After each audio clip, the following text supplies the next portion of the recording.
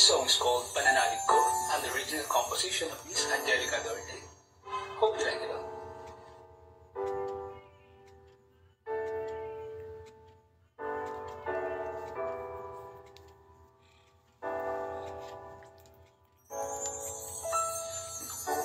Wala ka pa sa buhay ko, noong wala ka pa sa puso ko, di ko pinapansin pag-ibig mo sa akin, pag-ibig at biyaya mo hindi ko inakit.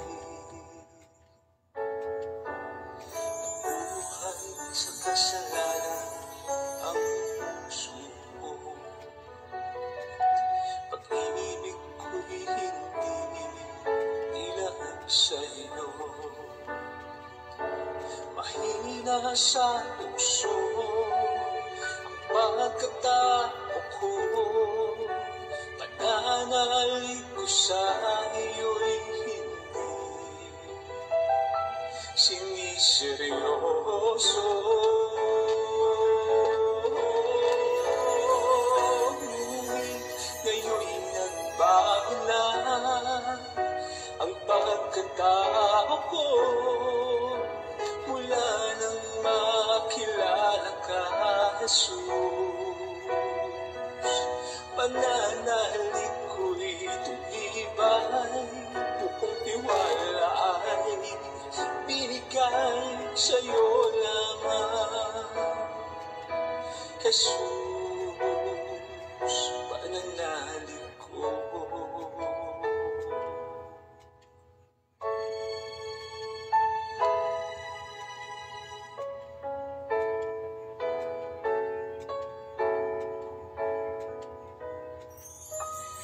Buhay sa kasalanan ang puso ko,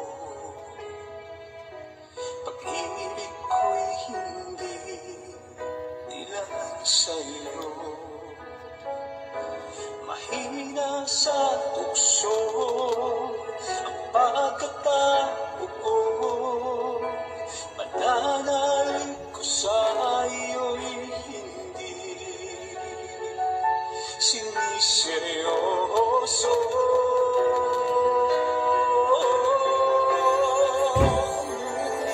Ngayon'y nagbago na ang pagkatao ko, mula nang makilala ka, Jesus.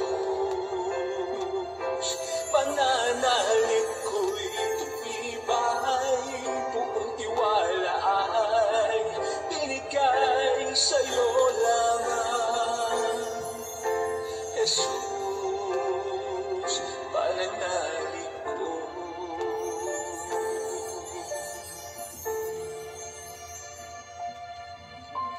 Sa'yo lamang, Jesus.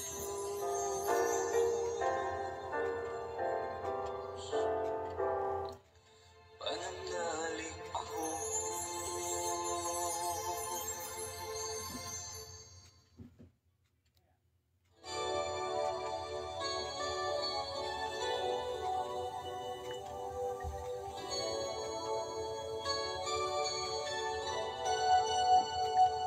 I'm so blessed, my Lord, I can see you in all the lovely things so fine and true. I see you in the beauty of the flowers and the rain. I see you between the lines of a sweet refrain. I'm so blessed, my Lord, I can see you. Even when I'm lonely and in pain, I see you in the beauty of the stars at night. I see you in my life, I feel alright.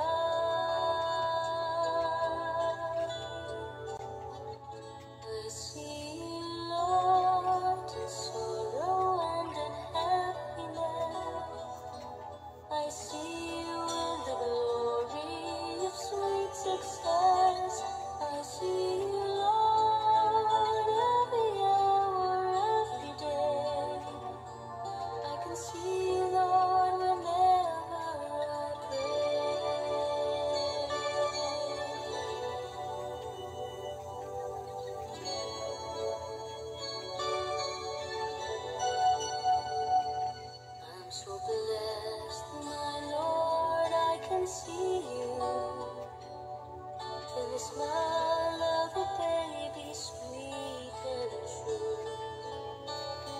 see you in the eyes of my very best friends.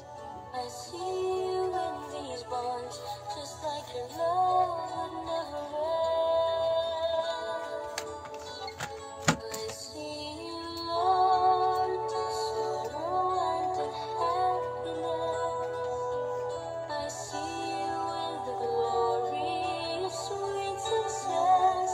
I see you, Lord, every hour, every day.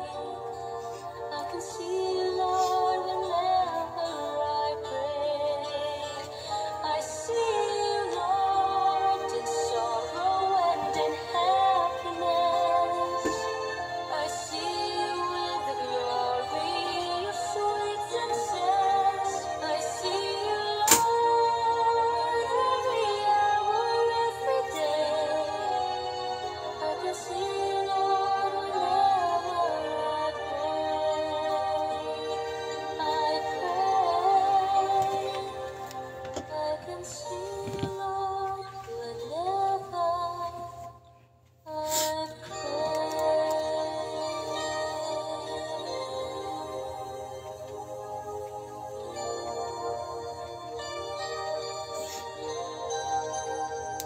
I see you, Lord.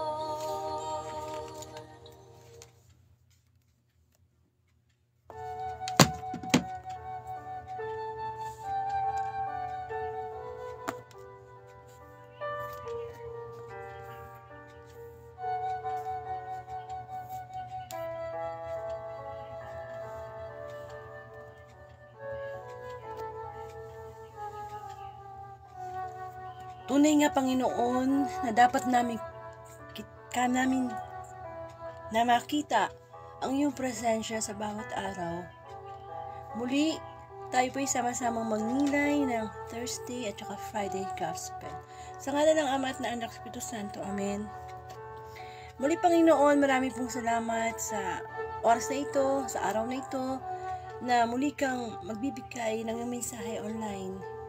Nawa, Panginoon, lagi namin makita na ang tunay na biyaya na nagmumula sa iyo ay ang aming espiritu ay makarinig ng spiritual na mensahe mula sa iyo, Panginoon. Bilang pagkaing spiritual namin, O Lord. Ganyan, Lord, ang iyong abang lingkod muli ay lumalapit at humihingi ng paglilinis sa aking puso at isipan, sa aking espiritu.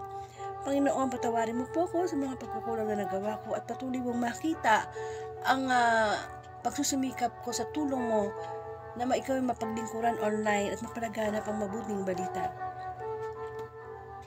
Muli, linisin mo ang aking buong pagkatao, ang aking espiritu upang makakonect ng maayos sa iyo, Panginoon.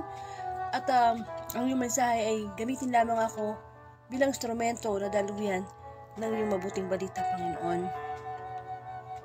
Muli, the wisdom, the discernment, and the fruit of the Holy Spirit, I pray in Jesus' name. Of course, not my will, but your will be done, my Lord. Give me the humility to proclaim your word. Ikaw po ang bida sa Facebook Live na ito. At ano po man maging hadlang, in Jesus' name, pinakasaot ko po. Bigyan niyo po ako ng kalakasang hindi lamang physical, kundi spiritual, Panginoon, na magamit mo sa oras na ito. Sapagkat nananalig kami na ang presensya mo ay nasa online na Facebook Live sa kasalukuyan. Gayon din ang dalangin ko sa mga makakarinig ng live ng mabuting balita. Lord, ano mang ginagawa nila ngayon, bigyan mo silang the desire to hear your word. Para hindi lang information, Lord, kundi maging transformation sa bawat isa. Sapagkat ito naman ang layunin ng Facebook Live na ito, na may palaghanap ang mabuting balita upang sa ganun magkaroon ng pagbabalik loob ang iyong mga sangkatauhan na sangnilikha. Come, Holy Spirit, we need you, and come, Holy Spirit, we pray. Tunay nga, Panginoon, na ang espiritu namin magkaisa sa oras na ito.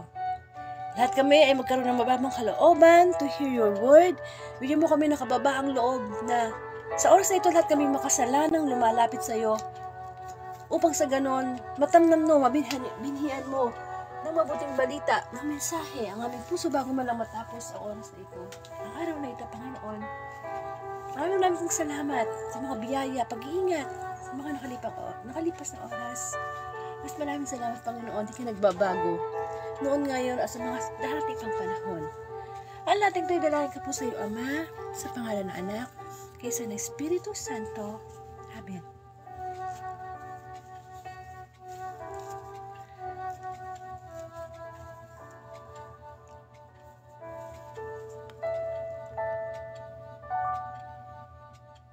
Bigyan po natin ng parangal ang mabuting balita. Purihin ka mang Diyos sa makapangyarihan sa lahat. Hallelujah, hallelujah, hallelujah.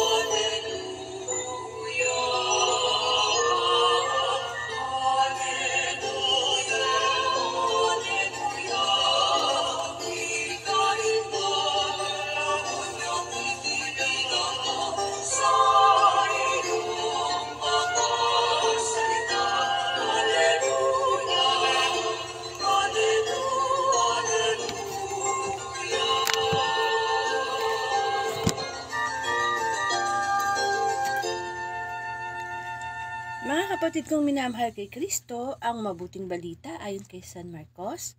Papuri sa iyo, Panginoon. Napakita si Jesus sa 11. Pagkatapos napakita siya sa 11 samantalang kumakain ng mga ito. Pinagwikaan niya sila dahil sa hindi nila pananalig sa kanya at sa kaligtasan ng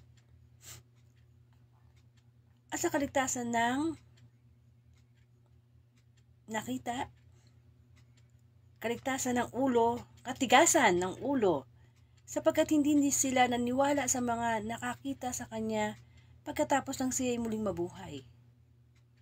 At sinabi ni Jesus sa kanila, humayo kayo sa buong sanlibutan at ipangaral ninyo sa lahat ang mabuting balita.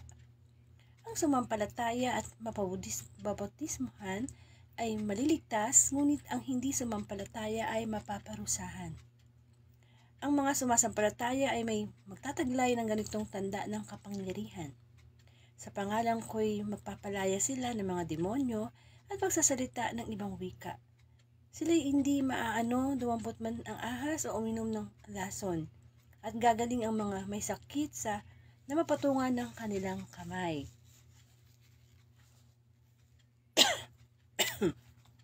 Excuse me po. Of course, ang mabuting balita pa rin mula kay San Lucas. Bumalik ang 72. Okay. Sinugo ni Jesus ang 72. Pagkatapos ng mga bagay na ito, ang Panginoon ay humirang sa 72. Pinauna niya sila ng dala-dalawa sa bawat bayan at pook at patutunguhan niya. Sinabi niya sa kanila, sagana nga anihin ngunit kakaunti ang mga manggagawa. Idalangin ninyo sa may-ari na magpadala siya ng manggagawa sa kanyang bukirin. Humayo kayo, sinusugo kayong parang mga kordero sa gitna ng mga asong gubat. Huwag kayong magdala ng lukbutan, supot o panyapak. Huwag na kayong titigil sa daan upang makipagbatian kanino man. Pagpasok ninyo sa anumang bahay, sabihin ninyo, maghari nawa ang kapayapaan sa bahay na ito. Kung maibigay sa kapayapaan ang nakatira roon, sa kanila ang kapayapaan. Ngunit hindi sa kanila ang kapayapaan.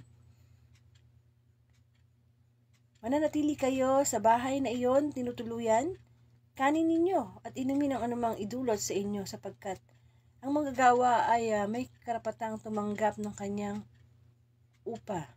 Huwag kayong magpalipat-lipat ng bahay. Kapag tinanggap kayo sa alimang bayan, kanin ninyo ang anumang ihain sa inyo. Pagalingin ninyo ang mga may sakit doon at sabihin sa bayan, nalalapit na ang paghahari ng Diyos sa inyo. Ngunit sa anumang bayang hindi tumanggap sa inyo, lumabas kayo sa mga lansangan nito at sabihin ninyo pati ang alikabok dito na dumikit sa aming paa ay ipagpapagpag namin bilang babala sa inyo. Amen. Mga kapatid, ang mabuting balita ng Panginoon Pinupuri ka namin, Panginoong Heso Kristo. Ayan. Samayin niyo po ang kapayapaan ng Panginoon. Ayan, inabutan na po tayo ng January 27. Alam niyo, hindi ako nakapag-Facebook ng mga nakaraang araw kasi uso po ngayon ng sipon at saka ubo. At hanggang ngayon ako'y sinisipon at saka inuubo. Amen. So, pero sa apa ng Diyos, kahit paano, kahit medyo namamaos-maos ako, makapag-Facebook live tayo para sa Thursday tsaka Friday Gospel. Yung kahapon. Ito ngayon pumasok na ang January 27. Pero ito pong January 27 Gospel, itong Saturday Gospel, mamaya po meron po akong guest preacher si Brother Jerry Biray. Alas 6 po ng gabi, siya po yung magkakaroon ng reflections para sa Saturday Gospel. So, sa ngayon, babalikan muna natin yung Thursday tsaka Friday Gospels kasi nga hindi nga po ako nakapag-live.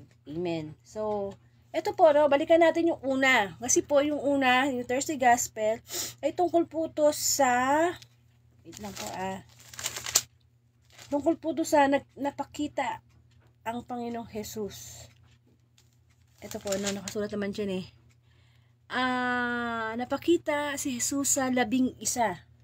Yan po yung Thursday Gospel, no? So, nagpakita siya sa 11, hindi sa 12. Kasi nung time na yan, wala na si Judas. Di po ba? Nagbigti si Judas na isa sa mga 12 alagad ni Kristo. So, sa 11 lang siya nagpakita nung siya'y muling mabuhay, ang Panginoong Jesus. Amen. So, balikan natin yung Gospel, no? Andali lang.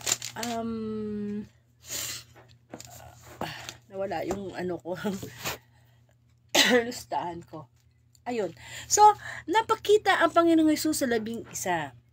Siyempre, bago pa po siya ipakop sa krus, mamatay, at mabuhay na muli, sinabi na yan mga panahon pa ng mga propeta na siya ngay mamamatay at muling mabubuhay. At sinabi din niya yan sa kanyang mga alagad. Pero siyempre, alam nyo, kahit na alagad na, medyo meron pa rin silang pagdududa na magaganap ba ito? Kasi siyempre kahit sila kahit yung mga alagad, ayaw nila sana na maranasan ng Panginoon yung maalipusta, mapako sa krus, di ba? Ayaw nila yun kahit naman ng Panginoong Jesus, nung siya nananalangin sa bundok sa garden ng Gethsemane, di ba sabi niya, alam ko yung mangyayari na to, ialipustahin ako ng mga tao, ipapaakus ako sa krus. Pero ano sabi ni Jesus Christ?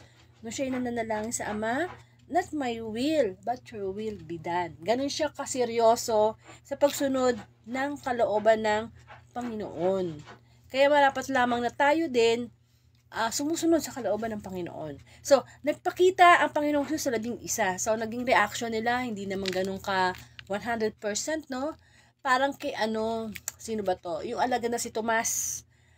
Kailangan pa ipakita ng Panginoong Jesus yung kanyang mga butas sa kanyang palad, yung butas ng tanda ng pagkapako niya sa krus para maniwala, no? Sabi ng Panginoong Jesus kay Tomas, sige, ipasok mo yung dulo ng daliri mo dito sa butas ng aking mga palad upang malaman mo, totoo talaga ako, buhay ako, no? So, yun. So, parang nag-doubt pa si Tomas. But anyway, yung pagpapakita niya, meron siyang meron siyang gustong ibigay na mensahe. Yan ang gusto ang Panginoon magbigay ng mensahe. Kasi nga, at yung mensahe na yun, no? Kasi natupad na ng Panginoong Jesus ang lahat Nagkatawang tao siya, nangaral siya ng salita ng Diyos, nagpagaling siya ng mga may sakit, nag-aasaw ng demonyo, nagbuhay ng mga patay. Amen. So, naganap na niya. Yung mission niya. Naganap na niya. So, kaya nga siya may mga alagad kasi ipinasa niya yun tinuruan din niya magpagaling ng mga may sakit ang kanyang mga alagad, magbuhay ng patay. Kumbaga kung ano yung ministry na ginagawa ni Jesus Christ, ipinasa niya yon sa kanyang mga alagad. Kasi alam niya na darating ang panahon na hindi na siya makakapanatili dito sa mundo. Nababalik na siya sa Ama at doon na siya maninirahan muna for the meantime kasi nga hinihintay ni Jesus Christ yung signal ni God the Father na, sige, punta ka na sa mundo for your last coming, para sa paghukom. Pero mabuti ang Diyos, no, hanggang ngayon, hindi pa niya ibinibigay yung mga second coming na yan. Kumbaga, si Jesus Christ, nasa langit siya, pero nag-iwan siya ng patnubay, which is the Holy Spirit. Kaya hindi rin tayo iniwanan ng Panginoong Jesus. Kahit nasa kaharian na siya ng Diyos, nasa langit, meron siyang iniwang guide sa atin. Yun nga yung Holy Spirit na dapat lagi nating nasa sa atin, no? Nananahan sa atin yung Holy Spirit na yon. So, anong sinabi? Ito ha, pakinggan nyo ha. Nung magpakita na ang Panginoong Hesus sa kanyang mga alagad, ano yung kanyang bilin? Ano yung kanyang sinabi? Na ipalaganap yung mabuting balita. Yan ang kanyang bilin eh. Alam mo yung nanay mo, kapag bago ka umalis, mga estudyante ka, di ba? O anak, ingat. O sa asawa, mahal, ingat. Hindi ba meron tayong mga pag-iingat? Usually tayong mga Pilipino, kapag halimbawa may kausap tayo, tapos umalis na yung kausap natin, kahit hindi natin sila close friend, we always say, take good care, ingat kayo, ingat. Di ba? So, ang Panginoong Jesus, meron din siyang binitiwan na statement. At yun nga yung, humayo kayo at ipalaganap ang mabuting balita. Ganon kaseryoso ang Panginoon. Lagi na nga lang ipinare-remind sa atin ng Diyos na kung si Kristo na anak ng Diyos, perpekto, walang bahid kasalanan, ginampanan niya yung paghayo at pagpapalaganap ng mabuting balita. So, dapat na-transfer niya yun sa kanyang mga alagad. Dapat tayo din sa kasalukuyang ginagawa din natin yun. Ginagawa din natin yun. Kaya nga, tingnan nyo ha, ang sinasabing Great Commission from Matthew chapter 29 verse 19, yun na yun eh. Utos na yun ng Diyos eh, na ipalaganap natin yung mabuting balita. Paano natin magagawa yun? Kailangan ba tayong kumatok sa pinto ng ating kapitbahay? Hindi eh. Hindi naman sinasabi ng Panginoon na gayahin natin siya na kamukha noon na kailangan pa niyang lumakad sa ilalim ng init ng araw, kailangan pa niyang sumakay ng bangka sa kabilang ibayo. Mahirap, napakahirap. Kung isipin mo lang wala pang social media noon sa panahon ng Panginoong Jesus. So, paano nila ipinapalaganap ang kanilang mabuting balita? Mano-mano, lalakad dito, pupunta sa bundok, diba? Minsan nalilipasan na sila ng gutom sa dami ng tao.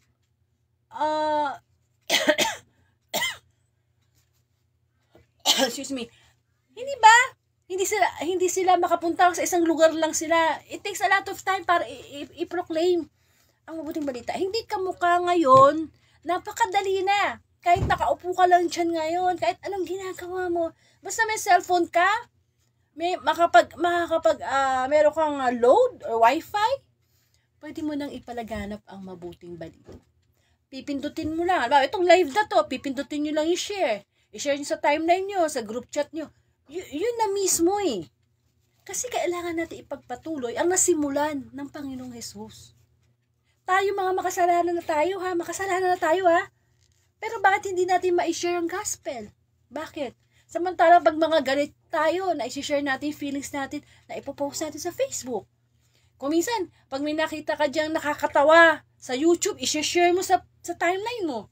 O kaya, yung sikat na artista o paborito mong artista, pag meron silang content sa YouTube or whatever, sinishare mo sa timeline mo. At, di ba may mga nagbo-viral? Amen.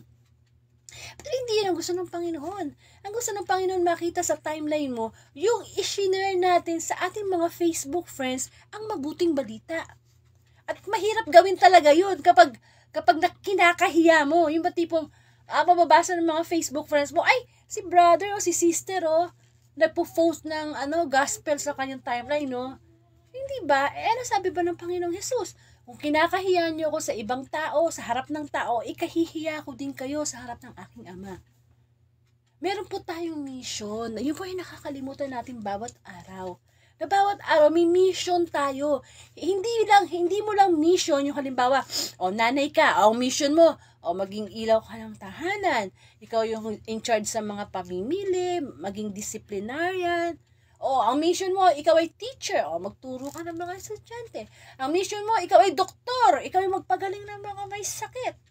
Kung mission mo, walang trabaho. Kahit walang trabaho, may mission ka pa rin. Hindi po ba, lahat tayo may mission. Kung ano may mga kalagayan natin sa buhay ngayon, may trabaho tayo, professional tayo. Lahat tayo may mission. Pero, higit pa sa mission sa pagiging teacher, higit pa sa mission sa pagiging professor, higit pa sa mission sa pagiging mambubote, government official, nanay, tatay, kapatid, anak, estudyante, lolo't lola, higit pa sa mission dyan, ang dapat inuuna natin. Amen? Kasi ang una talaga nating profesyon o trabaho is to serve God. That should be our first job. Ayun, dapat ang una nating trabaho. Yung paglingkuran ang Diyos. Paano natin mapaglilingkuran ng Diyos? Kung pagsishare pala ng gospel, tamad na tayo. Hindi tayo interesado. Pinapaulit-ulit siya ng Panginoon. Biro mo nung nagkatawang tao siya, araw-araw wala siyang ginawa kundi share the gospel, share the gospel, share the gospel. Hindi ba nakakahiya? Yung ating Panginoong Jesus, lagi siya nagsishare ng gospel. Tapos tayo, sa panahon natin ngayon na laganap ng social media, pwede natin i-share ang gospel natin. Makakaabot pa sa iba't ibang bansa. O, ba may Facebook friends ka taga Canada, Australia. O pagka-share mo kamukha nitong gospel na to, i-share mo sa timeline mo, o kaya sa GC, o kaya one-on-one, i-share mo sa kanila. Natutupad natin yung Great Commission. Ipalaganap yung mabuting balita. Amen? Kasi yun ang kailangan ngayon ng tao yung marinig yung mabuting balita. Kasi marami ng masamang balita na naglaganap sa social media. Amen? Kaya tingnan mo itong gospel, itong Thursday gospel, at saka Friday gospel, puro mission to May mission tayo. Ako, ikaw na nakikinig, may mission ka. Hindi lang kung ano yung profession mo ngayon, hindi lang yung pagiging tatay mo, hindi. Una sa lahat, may mission tayo para sa Diyos. Kaya nga, di ba, above the mga utos o commandments ni God, ano yung unang utos ibigin ng Diyos na higit sa lahat? So how can we say that we love God kung yung hindi natin ipinagpapatuloy yung trabaho, yung mission ni Kristo? At ang mission natin kay Kristo, ang trabaho natin kay Kristo, ang pinaka the best na trabaho na meron tayo dapat. Kasi kahit anong laki ng sweldo mo sa pagiging professor mo, attorney mo, teacher mo, businessman mo, hindi mako-compare ang sasahuri natin sa Diyos sapagkat hindi to pera. Diba? Mga bunga ng banal na espiritu. Kaya nga yung mga alagad ng Panginoong Yesus na nagsiserve sa Kanya, ano bang nangyayari? Hindi ba pinagpapala sila spiritual? Mas maganda kasi mapagpala tayo spiritually kaysa materially Kasi yung material pagpapala, ano yan pwede makamtan ng tao yan na kahit hindi sila sumasamba sa Diyos. Kasi di ba tayo mga tao, minsan pag gusto mong umasenso sa buhay, minsan may mga taong ginagawa lahat ng paraan. Kahit kapit sa patalim, para lang umasenso sa buhay. Unlike nung naglilingkod tayo sa Diyos, ayun nga, di ba? Meron tayong spiritual na sweldo. Nakuha niyo ako? Ang paglilingkod sa Diyos, parang kumpanya din yan Kaya nga, di ba sabi ko sa inyo, aside from physical family, we should have God's family. Kailangan nag-join kayo sa mga grupo ng charismatic, Catholic charismatic, o kaya mga grupo ng cell group. Yung meron kayo isang grupo na kung saan tungkol sa Diyos yung pinag-uusapan nyo. Ayun yun. Kasi kung mananatili ka na sa pamilya mo, tapos wala naman hindi sila interesadong magbasa ng Bible, hindi sila interesadong magnilay ng salita ng Diyos. Iba, di ba? Magkaiba kasi yun Magkaiba yun. Kasi sa God's family, talagang si God ang ating head of the family. Kaya kailangan, kung wala ka pa ngayong kinabibilangan ng mga ganyan, maghanap ka na. Sa simbahan nyo lang pwede ka magtanong saan po ba makikita yung ganitong Catholic charismatic? Saan po ba may cell group? Saan po ba pwede mag-apply para maging lector, commentator, lay minister? Dapat po tayo, merong part sa buhay natin na naglilingkod tayo sa Diyos. Iba pa rin yun. Amen? Kasi may kanya-kanya din naman tayong calling. Merong iba, kinol para maging pare, madre, preacher. Meron talagang tinawag para dyan. Pero kahit sabihin na natin hindi ka tinawag sa pagpipreach ng Word of God, hindi ka tinawag pagkapare, meron pa ring mission. At alam nyo kung ano pa yung basic na mission natin? Na kahit hindi ka preacher, kahit hindi ka pare, kahit wala kang mataas na pinag-aaral, alam yung basic? Yun nga, to share the gospel. Kaya, kapag araw-araw, sinishare natin yung gospel natin sa timeline natin, excuse me, sa GC natin, natutupad natin yung basic, yung first step to proclaim the word of God. Huwag natin katamaran yun, kasi pindot-pindot lang yan eh. O kamukha mo, nanonood kayo ng live, habang nanonood kayo ng live, pindutin nyo yung share, i-share nyo sa mismong timeline nyo. Automatic, pupunta yan sa mga Facebook friends nyo, nakakanood din sila ng live. O kaya sa mga group chat nyo, sa family nyo, lakasan nyo yung volume para marinig nila. Amen. Minsan kasi, mahirap i-share ang gospel sa sariling pamilya. Totoo yan eh. Kahit kasi Kristo, hindi siya tinanggap sa sarili niyang bayan eh. Ako hindi mo ma-proclaim, hindi mo masabi yung gospel, hindi mo mapaliwanag, pwede namang, hindi lang dito sa Facebook Live, pwede sa mga YouTube. Lakasan mo lang, makakarinig yung nanay mo, anak mo.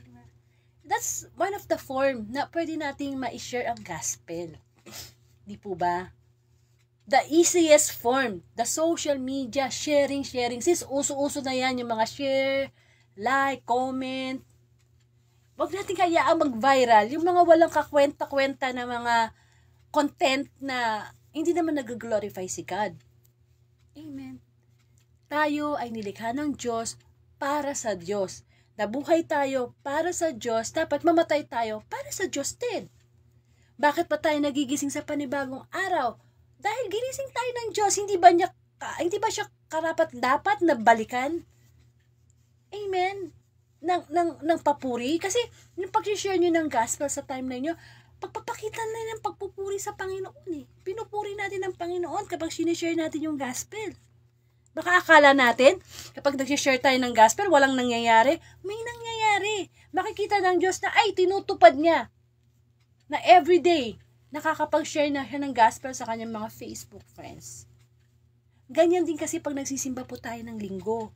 Anong sabi ng pare? Humayo kayo at ipalaganap ang mabuting balita. Ibig sabihin, paglabas natin ng simbahan, dala-dala natin yung mabuting balita. Una sa ating mga sarili. Kailangan makikita yun sa ating sarili na isa sa buhay natin. Tapos i-share natin sa family natin, sa friends natin. Kung nagsimba ka ng linggo at sinabi ng ang gospel at ang message ng gospel is to love your enemy.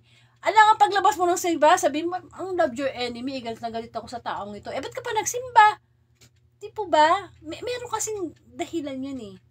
We have, magtulungan tayo, i-viral natin ang mabuting balita. Hindi yung hindi natin pinapansin ang mabuting balita. At ngayon, yan ang nangyayari ngayon eh. Hindi pinapansin ang mabuting balita.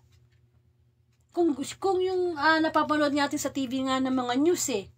Pag maganda yung news, di ba? Mga artista, i-share natin. O, di ba tayong chismosa at chismoso mga Pilipino eh. Di ba? Minsan, ano na ngayon, makita mo lang may nag-away sa daan, pwede mo nang i-video. Excuse me. Pwede nyo nang i-video at pwede nyo nang i-upload sa social media. O, di ba nagagamit kayo eh.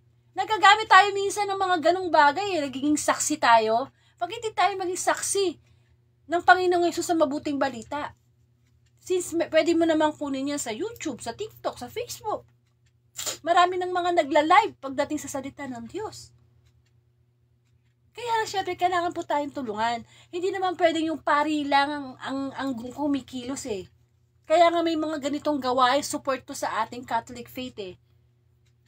Hindi kaya ng pari na mag-isa lang siya na ipalaganap ang mabuting balita.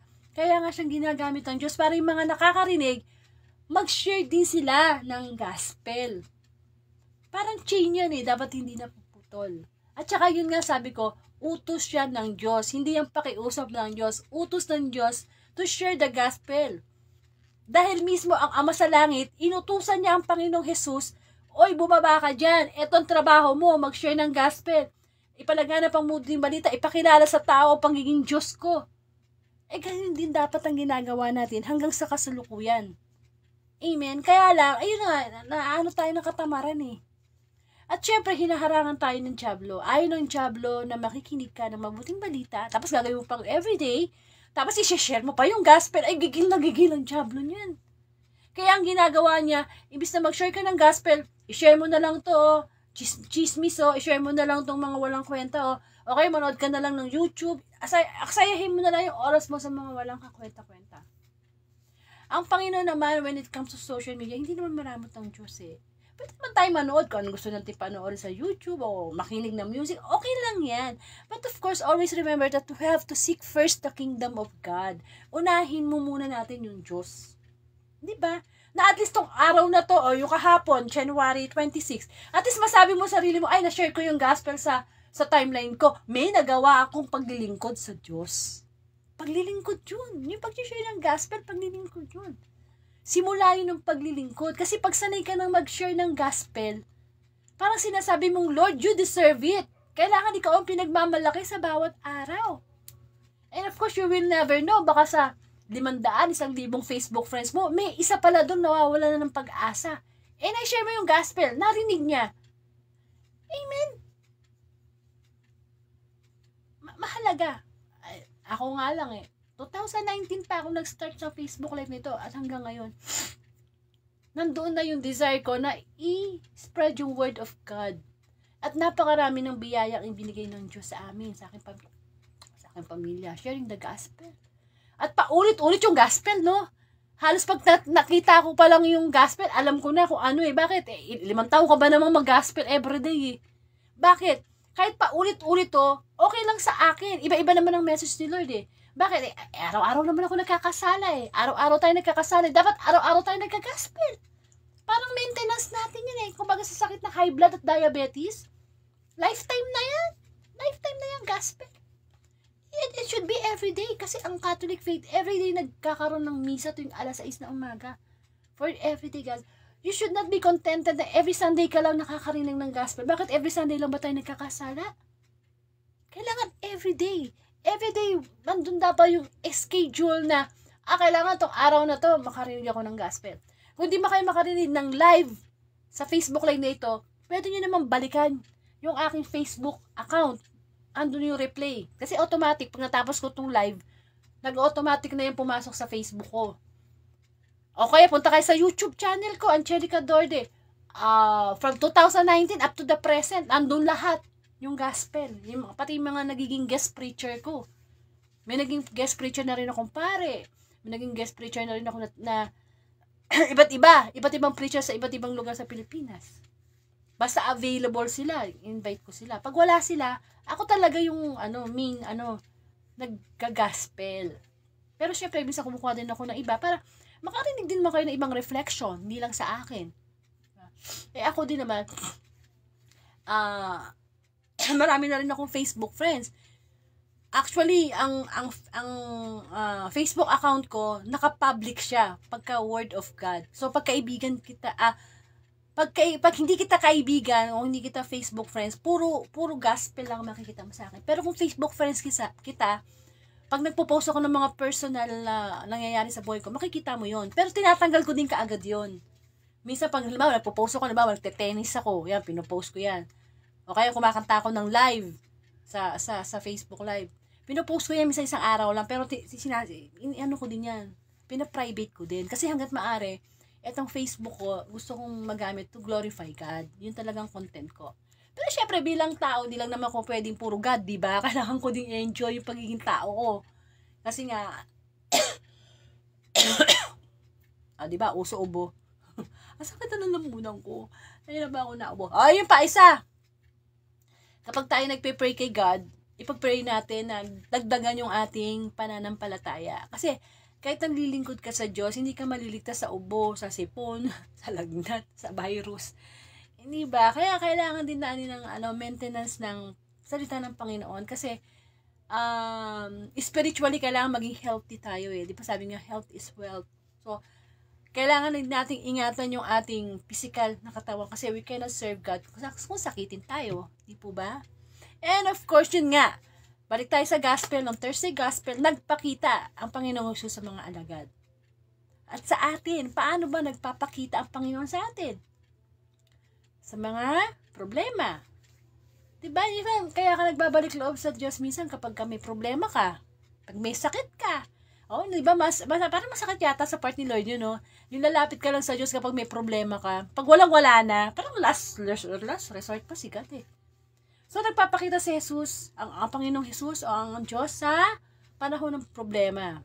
Kasi yan yung problema na yan, yung time na down tayo. Yung bang masasabi natin lahat sa Kanya, yung ating problema. Although, alam na ng Diyos, pero gustong-gusto kasi ng Diyos na lumalapit tayo sa Kanya eh. At yung free will natin, ginagamit natin para ma-hear niya yung nasa puso natin. So, nakikita natin si Lord sa problema. So, huwag tayong matakot magkaroon ng problema. Parte yan ng buhay. Normal yan. At usually, dyan malakas magpakita ang Diyos. Amen. Lahat naman nagbabalik loob, galing yan sa problema eh. Kahit yung kanyang mga alagad, kahit ako, lahat tayo. Yung mga tipong parang tingin mo, wala nang nagmamahal sa'yo, wala nang pag-asa ang buhay. So, sa problema, nagpapakita ang Diyos. Ano pa? Nagpapakita ang Diyos sa panahon ng tagumpay. Ayun, madalas natin makita ang Diyos panahon ng tagumpay. No? Kapag may blessing, talang gabi, papasalamat natin eh. Nagpapakita si God sa true thickness and health and sickness. Amen. So, papakita sa ups and downs natin. Saan pa nagpapakita ang Diyos? Ang Diyos ay nagpapakita through our blessings. Sa mga biyayang meron tayo, nagpapakita na may Diyos. Kaya kung ano mang meron tayong blessing ngayon, pagtapos ka ng pag-aaral mo, patapos ng mga anak mo, meron ka ng bahay, lupa, mga material blessings, pero higit sa lahat, yung blessing na mga bunga ng banal na espiritu na now you have the peace of mind, the love, the self-control, the kindness, the joy. Nagpapakita ang Panginoon dyan. At of course, pagdating sa Diyos, hindi pwede yung salitang to see is to believe. You must see first so you can believe. Amen? Hindi pwede yung, maniniwala lang ako may Diyos kapag nakita ko ang Diyos. Hindi magpapakita ang Diyos natin physically. Kasi spirit siya eh. Pero we have to say na, kailangan muna nating maniwala bago nating makita talaga ang Diyos. At mismong Panginoong Yesus ang nagsabi na mapalad ang mga nananalig kahit hindi na pa nila ako nakita. Kasi siyempre, di ba? Tayong mga tao, meron tayong physical. Kumakain, natutulog, kumikilos. Pero meron din tayong spiritual. Yun ang nane-neglect ng mga tao, yung spiritual life. Meron tayong spiritual life na dapat nating ini-improve, dinidevelop, nag-grow with God. Amen. Kaya dapat kung hindi mo pa nakikita ngayon ang presensya ng Diyos, hindi mo pa nararanasan, magsimula na tayo. Umpisa natin sa pag-share ng gospel. At least, sa dami ng biyaya na ginawa ng Diyos sa bawat araw, pumasok ka ng trabaho, nakauwi ka ng ligtas, nakakain kayo ng pamilya mo, kahit may mga problema na pagtatagumpayan sa patulong ng Diyos, deserve ni God na i-share yung gospel niya as a first step to fulfill our mission. May mission tayo. Lahat hindi pwedeng wala. Hindi naman tayo naging hayop. Hindi naman tayo naging aso. Hindi naman tayo naging pusa. Hindi sila makapag-share ng gospel. Hintayin pa ba natin na yung pusa, yung ibon, yung bulate, yung tigre, sila yung mag-share ng gospel? Nakakaya naman. Tayo yung pinaka-highest form ng Hindi ba? Na inilikha ng Diyos eh. Sila mga mammals eh. Tao tayo. Meron tayo spiritu. We can serve God. Amen.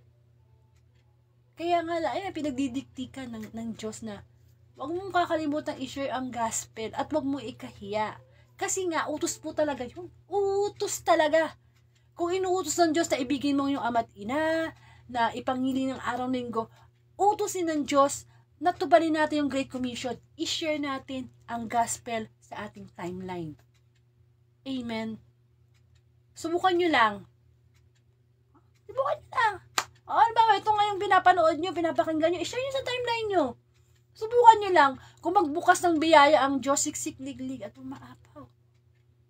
Amen. Having a peace of mind. Di ba? Yung biglang meron na lang mag-chat sa'yo at sasabihin, ay, salamat Sister Angie, napakinggan ko yung Facebook live mong Wednesday Gospel, na bless ako. Ay, ganito pala. Di ba? Yung mga ganun na hindi mo mabibili. Hindi ka mababayaran. And of course, yun ang naging mission ni Kristo. Dapat maging mission din natin. Si Kristo ay anak ng Diyos, tayo anak din ng Diyos. Magpatuloy lang tayo magpagamit sa Panginoon. Wala yan sa pinag-aralan, kapatid. Huwag mo sabihin na, bakit ako mag-share ng gospel? Doktor ako, attorney ako, mag-share ako. Nakakahiya naman. Ay, nako. Ang katalinuhan sa harap ng mundo, sa harap ng tao, ay kabubuhan. Kamangmangahan sa harap ng Diyos. Wala tayong may pagmamalaking pinag-aralan. Wala tayong may pagmamalaking kayamanan. Because mismo ang salita ng Diyos ay kayamanan. Ulitin natin ha. Ano ba ang kayamanan? Yung milyon-milyon yung pera mo sa bangko? Ano ba yung kayamanan? Yung marami kang business? Ano ba yung kayamanan? Yung kilala ka sa buong mundo? No. Sapagkat ang lahat ng ngayon ay maglalaho. Pero ang iniisa sa salita ng Diyos, never maglalaho. Kaya kapag ang salita ng Diyos, binibigyan natin ng pagpapahalaga, ay sinashare natin sa ating kapwa through social media. Kasi online tayo ngayon, mga kabataan, online tayo ngayon. Boom ang social media. Pero ang kabataan, kung mag-spend ng laro sa, di ba, ng games sa cellphone nila, naku po, di ba, minsan maliit pa lang bata, pinababayaan na natin mag-cellphone. Para lang wag tayo maistorbo, para hindi mali yung mali. Ang radiation, mga kapatid, baka pagsisihan natin yung balang araw, yung mga anak natin, yung mga apo natin, lumabo na yung mata kaka-cellphone. We should discipline our children, our grandchildren sa araw ng Diyos. Diba? Maliit pa lang, turuan mo na mag-share ng gospel. Nakakahiya nga, baka nga yung 3 taong gulang na bata, kaya niya i-share yung gospel, tapos tayo matatanda, hindi natin kaya. Amen. So, nagpakita ang Panginoong Hesus. Dapat makita lagi ni ang Panginoong Hesus na tinutulungan natin siya to share the gospel through social media, through sharing. Sabi ko nga, hindi na baling hindi nyo i-like, hindi nyo na ibaling hindi i-comment yung Facebook Live. Basta i-share nyo lang. I-share nyo lang. For the glory of the Lord. Si Lord ang may gusto niya, hindi ako ha. Ako sumusunod lamang sa mabuting balita. At yun, natapos yung isa pang gospel, yung kahapon, Friday gospel. Ito naman tungkol sa sinigo ni Jesus ang 72. Of course, 12 ang unang apostol ng Panginoong Jesus. Tapos sumugod din siya ng 72. Bakit 72? Para tigda-dalawa. Kaya di ba minsan may tumakatok sa pinto nyo na taga-ibang sekta. Di ba dalawa sila? Kasi kailangan talaga dalawa. Kasi sabi nga, walang sino man ang nabubuhay para sa sarili lamang. Kaya nga nag-aasawa ang babae at lalaki. Di ba? Dalawa sila. Importante kasi yung meron kang kapartner eh. Importante yun. Para pag naghihina ka ng pananampalataya at malakas yung pananampalataya ng isa, mahahawa ka. Eh kung mag-isa ka lang, mahirap yun. Mahirap yun, di ba? Kailangan dalawa. Kahit naman siguro sa paggawa ng group project, kailangan ng dalawa o higit pa. Kasi sabi nga two heads are better than one. Mas maganda yung dalawang utak yung gumagana kaysa isa. Kasi pag dalawang utak o higit pa, mas maraming idea na papasok. At sinuga nga ng Panginoon Jesus ng 72. Ano yung pinagawa niya? May mga bilin siya eh. Ang sabi doon, sabi ng mabuting balita, no, sagana ang aanihin, ngunit kakaunti ang mga manggagawa. Idalangin ninyo sa may-ari na magpadala ng manggagawa sa kanyang bukirin. Ayun. Alam nyo, wala kayong trabaho ngayon. Tambay ba ka ngayon? Ay naku, ang daming opening na trabaho sa gawain sa Diyos. Amen. I-pray daw natin. Isama daw natin sa prayer natin na magpadala pa ang Diyos sa maraming manggagawa. Maraming preacher, maraming pare, maraming hindi ba? Yung mga taong tumutulong sa kapwa. Kasi ang dami. Kumbaga sa puno, hitik na hitik yung bunga. Kaso walang manggagawa. Ayaw magtrabaho pagdating sa Diyos. Parang nalulugi. Ayaw. Actually, yung pag-share nyo ng gospel, trabaho na yan eh. Trabaho na yan. Isa na yan sa napakahitik na bunga na dapat natin i-share na. Amen? At ano yun? Yung bunga na nakukuha natin, manatili yung bunga. No? Kasi di ba yung bunga ng puno, pag hitik yan, pag naubos yan, wala na. Kailangan mananatili yung bunga. Amen? Kaya di ba sabi nga dito sa Lucas chapter 10 verse 4, huwag kay, verse 3, humayo kayo, yung pinaghahayo tayo ng Panginoon. Sinusuko kayo na parang mga tupa, mga kordero, sa gitna ng mga asong gubat. Kapag ikaw ay nagbalik loob na sa Diyos, siguraduhin mo na ikaw ay magiging tupa ng Panginoon, no? At isusugo ka sa mga asong gubat o mga fox. Siyempre, dati kang asong gubat. Ano ba ang karakter ng isang asong gubat? Diba? Nangangain niya ng hayop. Pumapatay ng sariling hayop. Eh, ang tupa hindi. Maamo ang tupa. Eh, biro mo, sa bahay niyo pa lang, ilang asong gubat na yung kasama mo, ikaw yung maamong tupa doon, talagang lalapain ka ng nanay mo, tatay mo na hindi nakakilala sa Diyos. Kaya kailangan, malakas yung ating faith kay God. Nakakalaban tayo sa mga ganyan, sa tulong niya. Kaya nga, di ba sabi ng Panginoon, bibigyan ko kayo ng kapangyarihan na makapagpalayas ng demonyo, makapagpagaling ng may sakit. Ano ibig sabihin ng Panginoon? More of spiritual. Tutulungan ko kayo na tumulong sa inyong kapwa na magbalik loob sa Diyos, na ipangaral ang mabuting balita. Amen. Pinaghahayo tayo ng Diyos. Pinaghahayo tayo. Sa mag-asawa, pinapahayo tayo na si Kristo ang maging sentro ng inyong pagsasama para yung family nyo. Si Kristo ang center. Kasi nag-start siya sa family. Alam nyo ba yon? Sa pamilya yan, sa mag-asawa. Yung mission, nag-umpisa yan sa mag-asawa. Pag ang mission nyo talaga si Kristo nasa pamilya nyo, maipapasa nyo yan sa mga anak nyo. Mapapalaki nyo yung aral nyo mapapalaki nyo yung anak nyo sa aral ng Diyos. Amen? At sabi nga dito, ano bang ginagawa ng isang manglilingkod sa Diyos o isang preacher o isang nangangaral ng salita ng Diyos? Ito, face to face, no? Halimbawa, di ba yung ngayon nagpupunta sa mga bahay natin na kumakatukti, dalawa sila. Kailangan, pag tinanggap ka sa tahanan na yan, pagbungad mo pa lang, sabi mo, sumayin nyo ang kapayapaan. Kasi kung talagang may peace of mind yan, o may peace dyan sa tahanan na yan, sasagot sa'yo yun na sumayin nyo rin. Amen, no? Naalala ko tuloy sa simbahan na, kapag sinabi ng pare na sumayin nyo ang kapayapaan, sasagot natin, sumain nyo rin. Pero yung kamay natin, wag daw natin ibabalik. Diba, yung kamay natin, dalawang kamay natin, sinabi, sumain nyo ang kapayapaan, sinataas natin kamay natin, pabalik to sa pare. Hindi. Ang sabi ng pare, pag sinabing, sumain nyo ang kapayapaan, sasagot lang tayo, walang hand gesture. Kasi binibigay na ng Diyos yung kapayapaan sa atin, bakit natin binabalik? Diba? Pag sinabi ng pare na sumayin nyo ang kapayapaan, binibigay na ni Kristo ang kapayapaan. So, wag natin ibabalik by hand gesture na ibinabalik natin. Kundi sasagutin lang natin with a hand prayer position, sumayin nyo rin. Kasi maraming ganyan. Pare na rin mismo nagsabi sa akin yan eh. Wag ganun. Wag natin ibalik yung kapayapaan, binibigay na nga sa atin, no? So, ganun. Tapos, pagka tinanggap ka, halimbawa, sinubo kayo ng gawain nyo sa pagpapalaganap ng mabuting balita. Kung anong pagkain ibigay o ihain ng may bahay, kainin. Kung halimbawa allergy ka sa hipon, kumain ka. Hindi, ibig ko sabihin, huwag tayo maging maarte. Kasi tayo nakikibagay eh. Diba? Ako maraming beses ko na naranasan niya, nagbabahay-bahay. Kung ano lang meron yung, actually, wag nga mag-abala eh. Pupunta kayo sa bahay, huwag kayong mag-abala kasi ang dinadala naman natin ang pagkain spiritual eh. Hindi naman tayo pumunta sa bahay para makikain eh. Diba? Dapat kapag may mga cell group, wala na mga pagkain na yan eh. Talagang salita lang ng Diyos. Eh ngayon, kung gusto nung may bahay, wala namang problema, lalo na kung naman may birthday, whatever, no? Pero talagang salita ng Diyos ang dinadala natin sa bawat tahanan. Amen. Or of course, pag pupunta ka sa tahanan, dapat ulo sa lahat, dala kang Bible.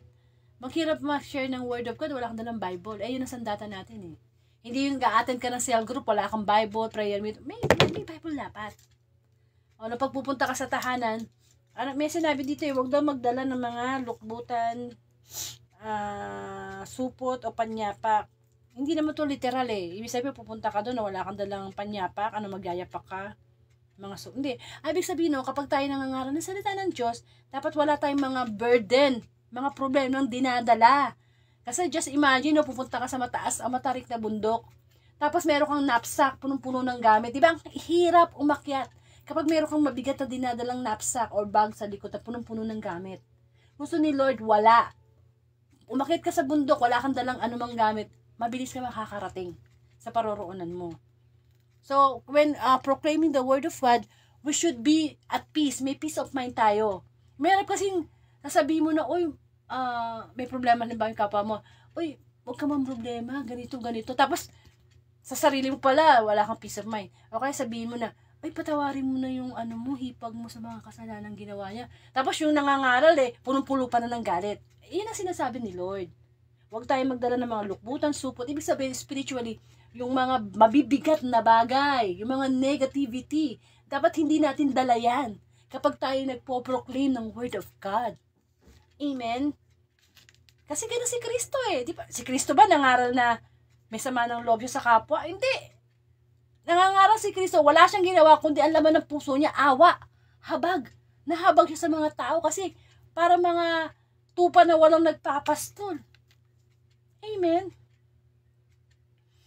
Kaya dapat lang talaga na alam natin mag-desire tayo na maglingkod sa Panginoon. Kasi walang kalugi-lugi sa kumpanya ni God. Hindi lang 13 month ang mapupunta, ma-receive mo. Unlimited salary, spiritually. Amen? Tsaka walang retirement. Hanggang kabilang buhay, pwede tayong maglingkod sa Panginoon. Amen? Actually, yung mga mga preacher, yung mga na binibigyan ng parang tawag na? Nakalimutan ko, no? Basta bibigyan ng pera. Ano lang yung sign of yun? Pagpapasalamat. Pero kung tutusin, pwede ka naman mangalan ng salita ng Diyos, walang perang involved Pero syempre sa mga simbahan, nagbabayad ng mga bills, mga kuryente, tubig. Kaya kailangan yung mga binibigay nating donasyon or alay. But of course, yung pag-aalay natin should be tinitingnan ng Diyos kung anong reason yung puso natin. No? Baka mamaya bigay na tayo ng bigay para gusto lang natin maging sikat. At kung tayo naglilingkod sa Panginoon, halimbawa lay minister ka, lector, commentator, whatever it is, always make sure na si God ang nag-glorify. Hindi yung porke lay minister ka, maganda yung suot mo, parang kagalang-galang. Pero pagkatapos mo palang mag-serve, inuman na.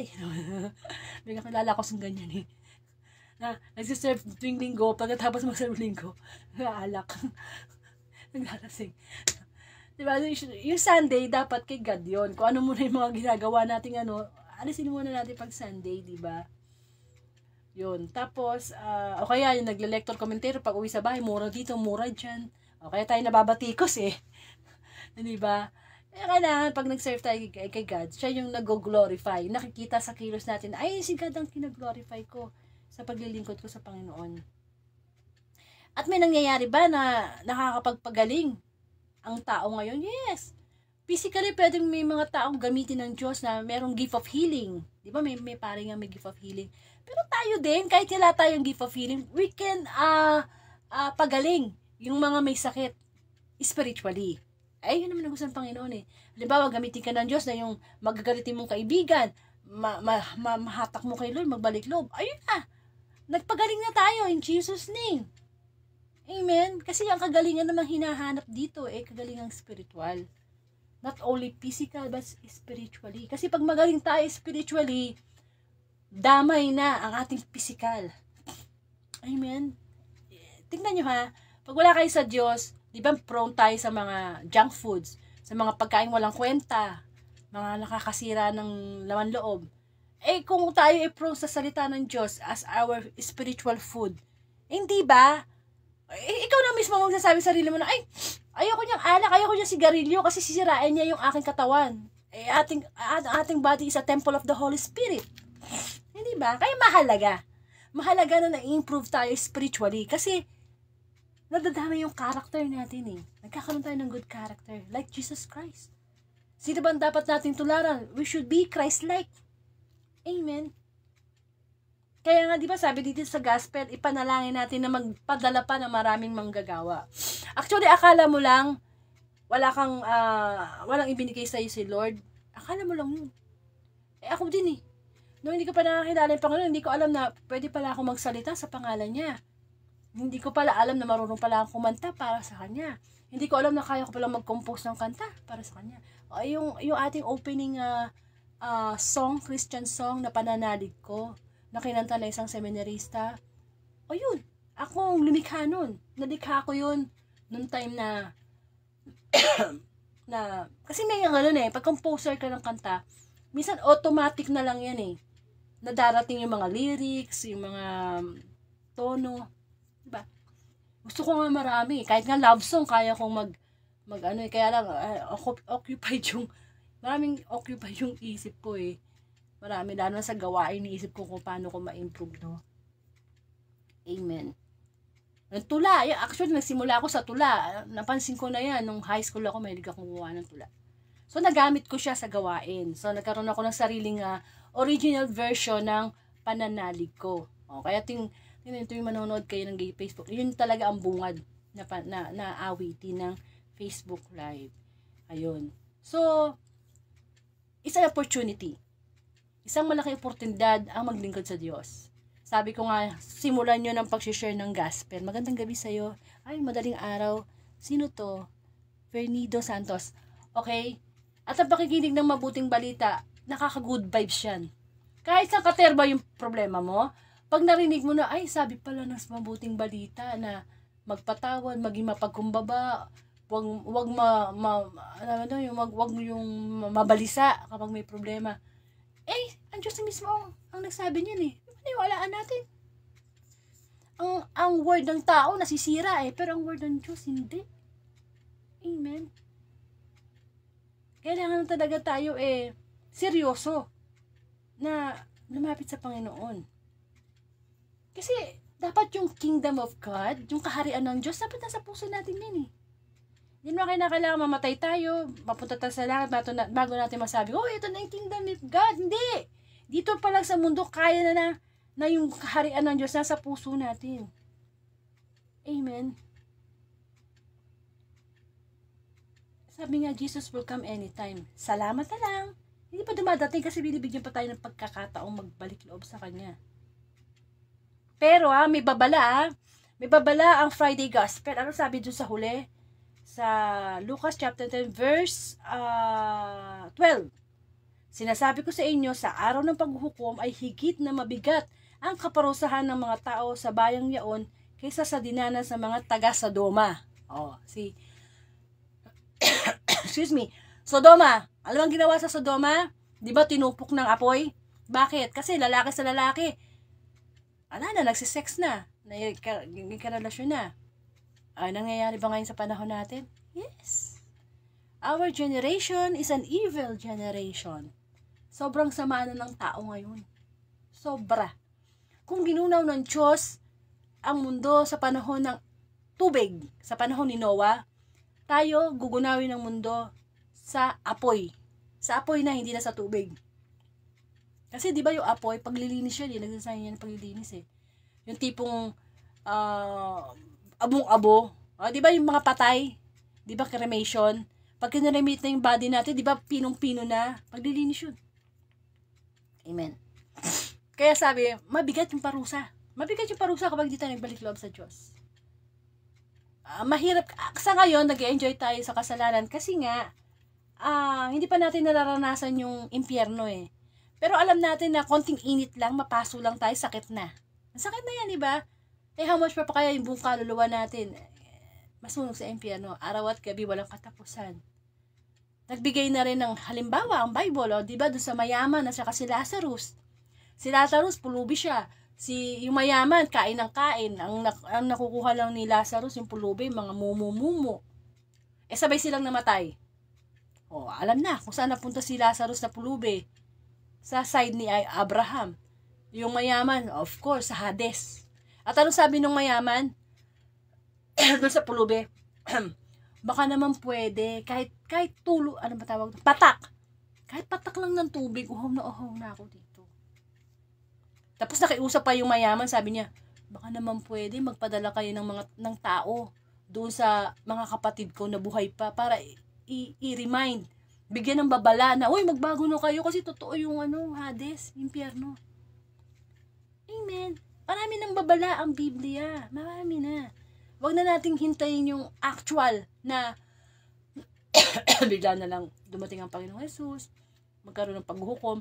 Hindi na tayo pwedeng hindi na tayo pwedeng magbalik loob kapag naabutan tayo ng ganyan, second coming or ng kamatayan natin. We will never know kung kailan tayo mamamatay. Ikaw, alam mo ba kailan mo mamamatay? Yung kapitbahay mo, alam mo, hindi, di ba? Minsan nagugulat na lang tayo, kausap mo kanina, mamaya patay na. Kaya nang sinasabi ng Diyos na kailangan preparado tayo. Sinusugo tayo ng Panginoon. Amen. Sinusugo tayo. Kaya nga, sabi nga, di ba, higit pa yung dadanasing parusa kaysa sa dinanas ng Sodoma.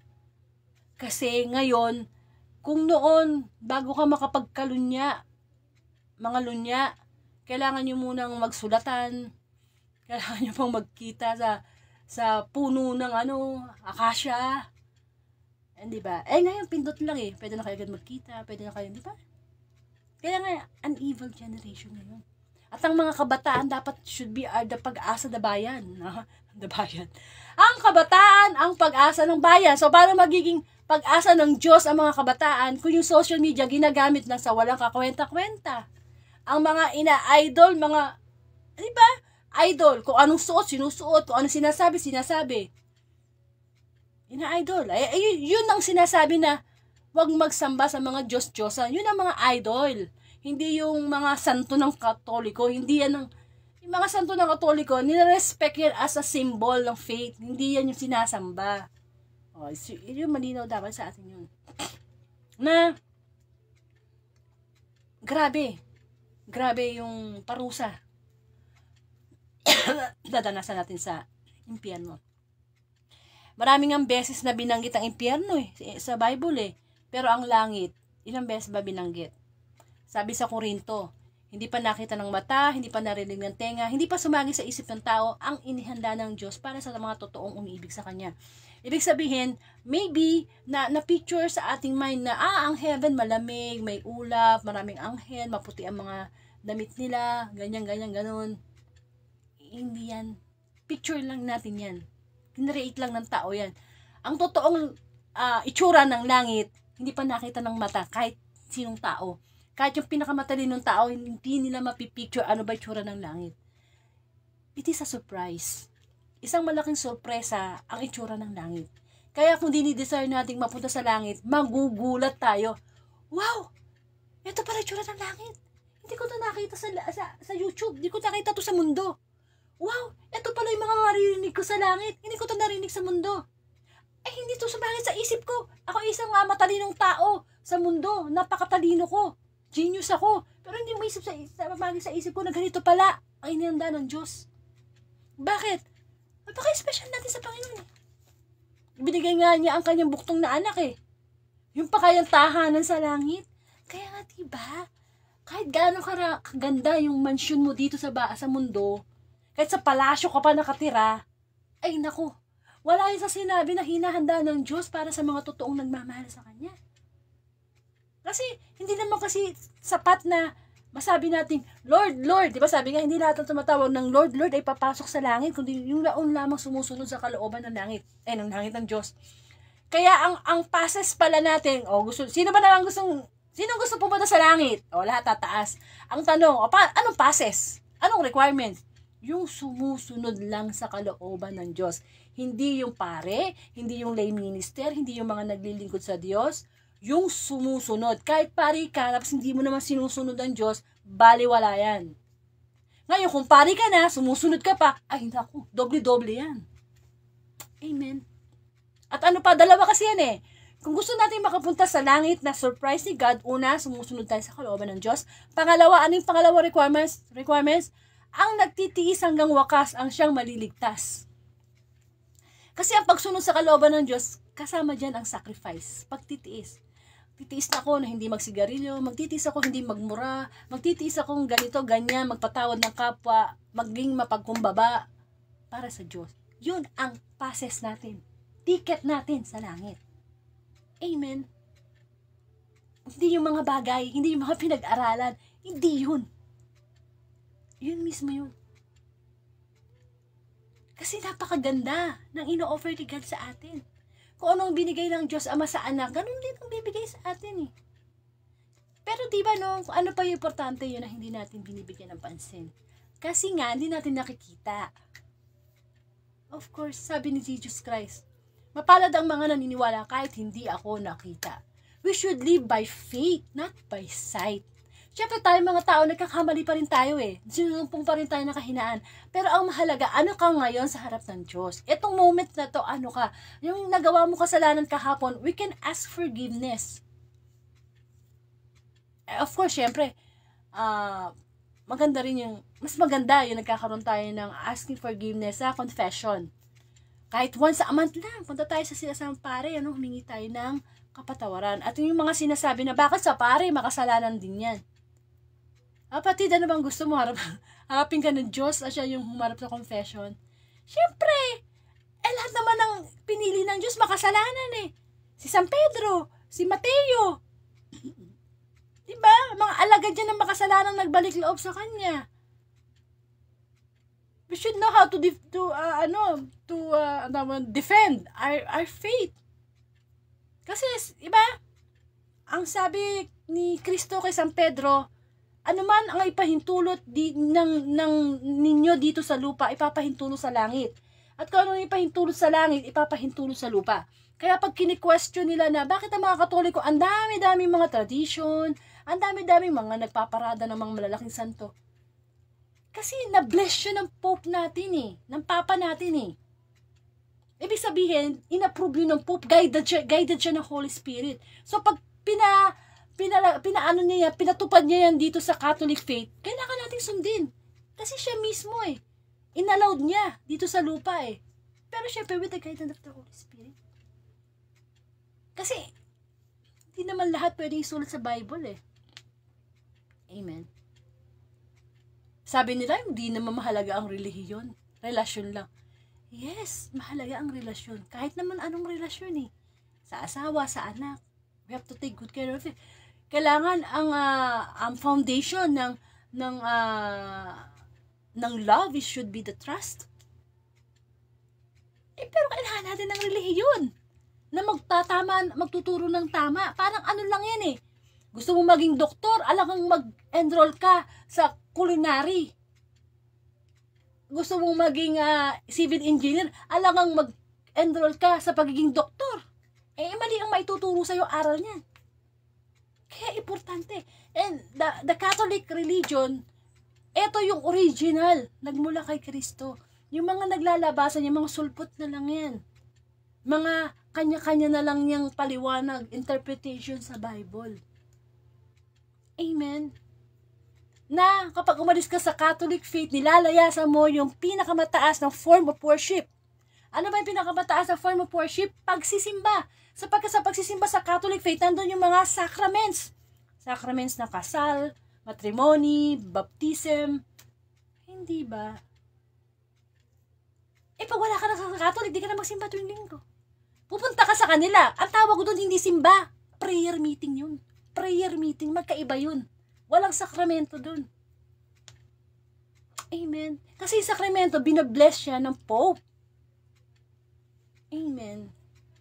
Huwag natin payagang batikusin na, ano yan eh, sumasamba sa Diyos-Diyos. Ang daming rebulto.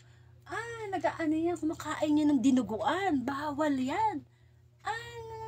Di ba ang dami, no? Amen. Bakit ang sanggol binibinyagan? Dapat sa yan? Pag malaki na kasi marunong na yung magsisi, ganito. Paano natin madedepend yun? Siyempre, ang sanggol bibinyagan yan. Kasi meron yung minanang kasalanan kay Eva at Adan. Yung sanggol, di lang naman katawang lupa yan, may espiritu yan, may kaluluwa yan eh. Kaya sabi nga daw, ang mga sanggol na hindi nabibinyagan, hindi daw yan natatanggap sa langit. At pananagutan niya ng magulang. Dapat binibinyagan. Amen.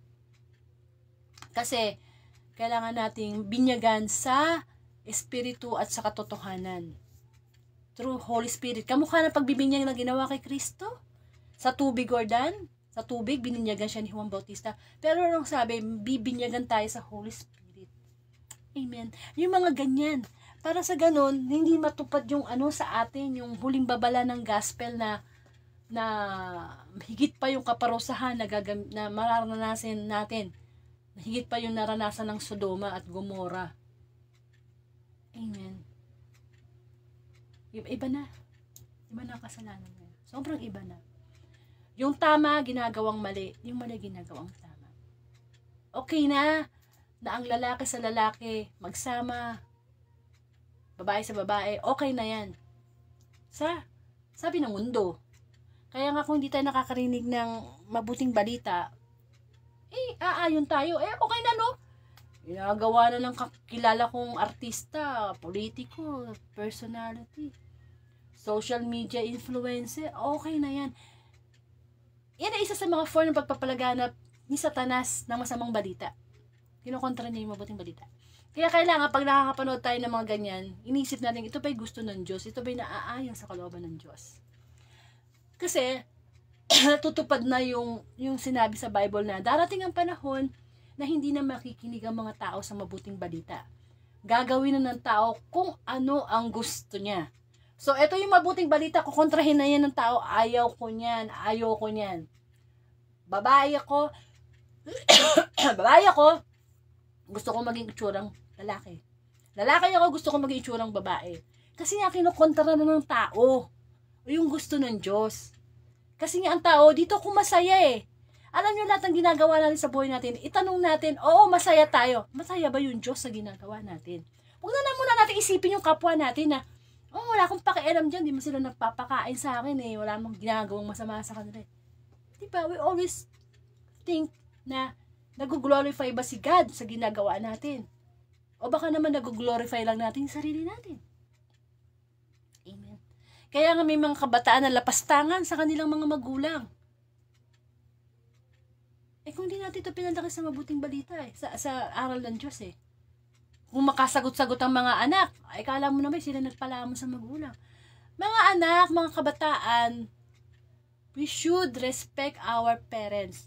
Kahit gaano pa siya naging kasama sa atin. Dahil utos siya ng Diyos. Kapag nag-uutos ng Diyos, hindi tayo pwedeng mga tuwiran. We don't have the right to comment. Bakit? Perpekto ang utos ng Diyos. Kaya tayo hindi makasunod kasi we always have comment. Lord, ayoko nito, hindi ako komportable dito. Di ba? Kung ang kaaway nga, pinapamahal ng Diyos love your enemy. Yung pa kayang love your parents, respect your parents. Because our parents is the co-creator of our God. Hindi tayo mag-e-exist sa mundo kung walang co-creator. Kaya ang respect natin dapat sa magulang natin, malaki. Malaki. O bakit natin nababanggit yung mga ito? Kasi nga yung sinabi sa huling mabuting balita, yung parusa na ibibigay, higit pa, mas masakit pa. Kasi, hanggat buhay tayo, nabubuhay tayo sa habag ng Diyos. Anytime you can ask forgiveness. Pero hindi naman natin pwede utuin ng Diyos, no? Paano kung hindi tayo nakapag-ask ng forgiveness, namatay tayo? Natulog tayo ngayon. Dapat bago talaga natutulog, nag-ask ng forgiveness kay God Para kung hindi na tayo magising sa kinabukasan, malinis yung puso natin. Kasi natutulog ka na may sama ka ng loob. Ay, bakit nga ba nagkakaroon ng sama ng loob? Alam nyo, ito sharing lang ha. Dati ako, galit na galit ako sa kapatid ko. Galit na galit ako. Pwede ko nga lang ibaon ang buhay. Diba? Kapatid ko na yun, kadugo ko na yun Pero alam mo kung ano yung naranasan ko, hindi siya maganda. Pag galit ka pala sa isang tao, lalo na kadugo mo, ikaw yung mas higit na nahihirapan. Para kang may hawak na bola, na yung bola na yun, ihahagis mo sa wall, siyempre magbabounce back sa'yo yun. O di ikaw tinamaan. Pero nang pinatawad ko yung kapatid ko, ay hindi ko, sabi ko sa inyo, ang luwag ng buhay ko. Ang luwag ng pakiramdam ko. Kasi binabaan ko yung pride ko. Sabi ko kay Lord, ikaw na bahala po. Binibigay ko na po sa inyo. Yung turuan tayo ng Diyos magpatawad. Kasi ang hindi nagpapatawad sa kapwa, hindi rin papatawarin ng Diyos. Makinig ang may pandinig. Kung hanggang ngayon may galit ka pa sa kapwa mo, hindi ka patatawarin ng Diyos sa mga kasalanan mo. Sapagkat kung ano yung takalan na ginagamit mo sa kapwa mo, eksakto, yun din ang gagamitin sa atin ng Diyos. trabaho ng Diyos ang magparusa at manghusga. Trabaho niya yan. Hindi natin trabaho yan. Ang mga preacher, ang mga priest, ang mga ginagamit ng Diyos to proclaim the word of God, hindi manghuhusga yan. Kasi di ba, minsan sinasabi ng ibang tao na, manghuhusga naman, hinuhusgahan nyo naman kami. Diyos ba kayo? Hindi. Sana si Kristo. Sana sinabi na natin, oy, Kristo, manghuhusga ka, judgmental ka. Kasi araw-araw yun ang ginagawa niya magpalaganap ng mabuting balita di judgmental na si Kristo. Wala pa tayo sa stage ng judging. Wala pa tayo sa paghuhukom. Binibigyan pa tayo ng chance ni God. Kaya nga dapat pag preacher ka, pag pari ka, wala kang takot na i-proclaim yung mabuting balita kay may saktan man o hindi. Kahit minsan kasi ang preacher, minsan minsan kami din yung tinatamaan ng mabuting balita. Kasi pag lumalapit ka talaga sa Diyos, isang katerbang demonyo din ang pupunta sa'yo para hilahin ka pababa. Kaya pa nagbabalik loob tayo sa Diyos, huwag tayo magtaka kung bakit mas dumamay yung problema. Siyempre, iwanan na natin yung ating mga kahinaan. Mababasok na tayo sa mundo ng kabanalan. And of course, nobody's perfect. Pero sabi nga, we should aim for itong araw na to, I will do my good. Tomorrow better, the third day the best. For God. Kasi lahat daw ng gagawin natin, there should be love. There should be love to glorify God. Amen. At saka syempre, lahat naman nakikita ng Diyos wala naman tayo ay paglilihim sa Kanya Amen. Kaya, dapat lang na lagi nandun yung natin, desire na maglingkod sa Diyos. Maglingkod sa Diyos para hindi natin maranasan yung parusa. Hanggat buhay tayo, humihinga, nandun ang habag. Pero wasa namatay na tayo, cut off na yung habag, paghuhusga na. Wala na, hindi pwede yung patay na tayo, sabi mo, Lord, I'm sorry, babalik na ako. Ibalik mo lang ako sa pagiging tao. Babuhay lang ako ulit sa mundo. Magsiserve na ako sa'yo, magsisimba na ako. No way. No way na. Nandun na yung galit ng Diyos, nandun na yung parusa niya. Sarado na ang pinto ng langit. Hirap naman, no? Sa araw ng paghusga, no? Pag mag-roll call na, bubuksan na yung book of life. Tapos hindi mabasa yung pangalan mo. Aray ko po, masakit naman. kung panang ng paghukom, nabasa yung pangalan mo. Oh, Brother Danilo Viray, pasok.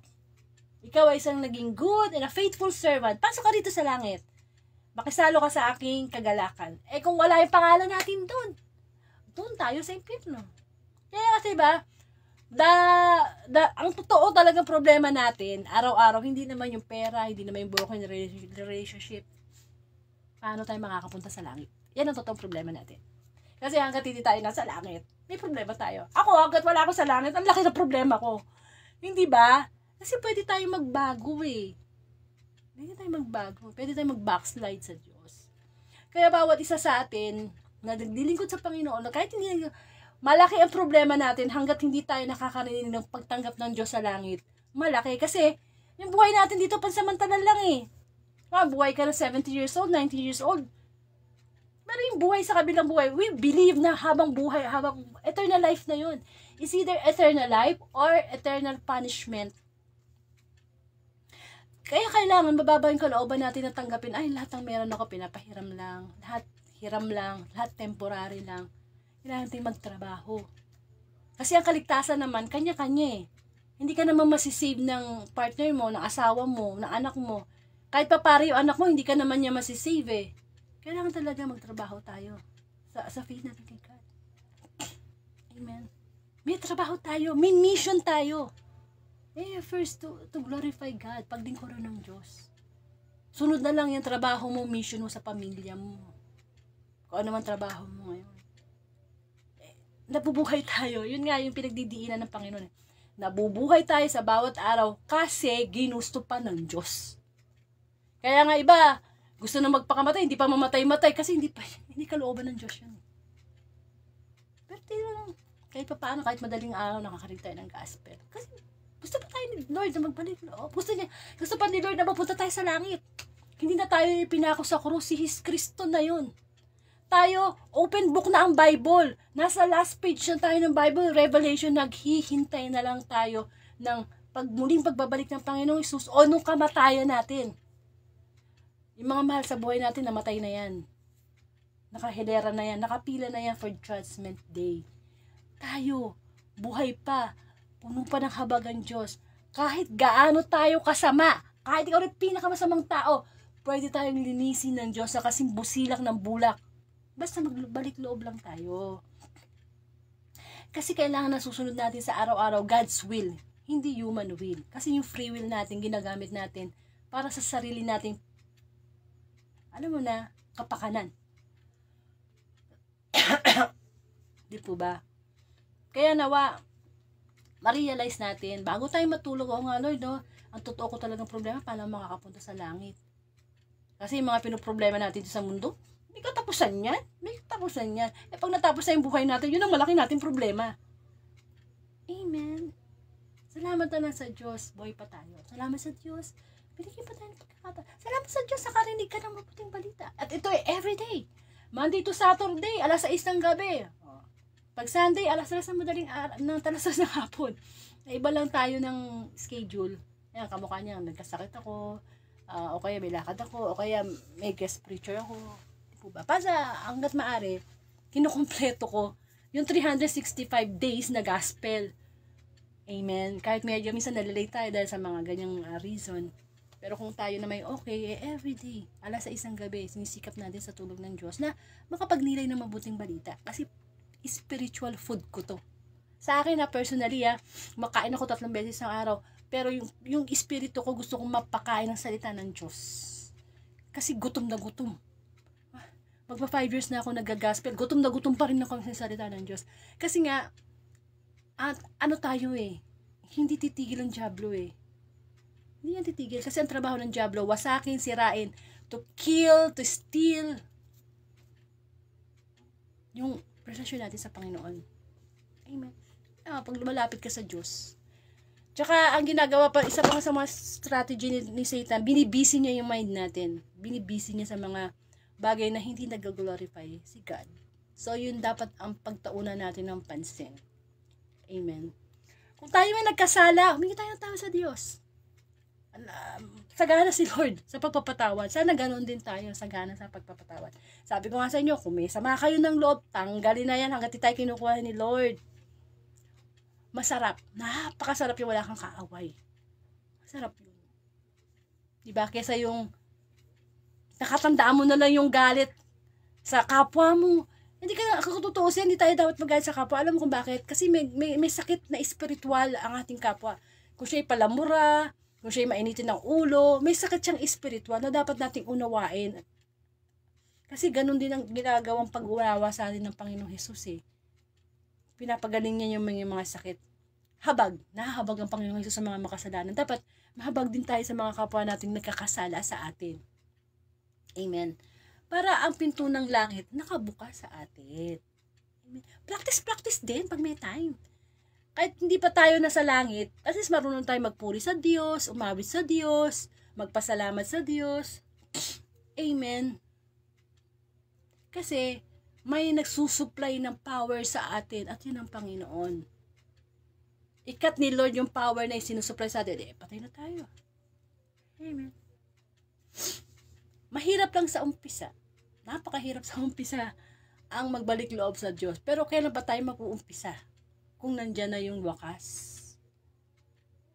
Kaya sana, kung nakarinig ka na ngayon ng gospel, bukas. Ito, bukas na pala ito. No? Mamayang gabi, alas 6 ng gabi. Meron akong guest preacher. Kinig po tayo uli. Alas 6 ng gabi. Susunod na naman. Sunday gospel, Monday. Araw-araw lang. Sa 24 hours, hindi na masama. Yung kahit anong ginagawa mo ngayon, nakahiga ka lang, o whatever, nagkakape ka, whatever, nakikinig. Kasi sa pakikinig dyan, nagsisimula ang pananampalataya. Kung wala tayong nakinig, wala tayong pananampalatayaan. Di ba? Simula lang naman ako sa pakikinig.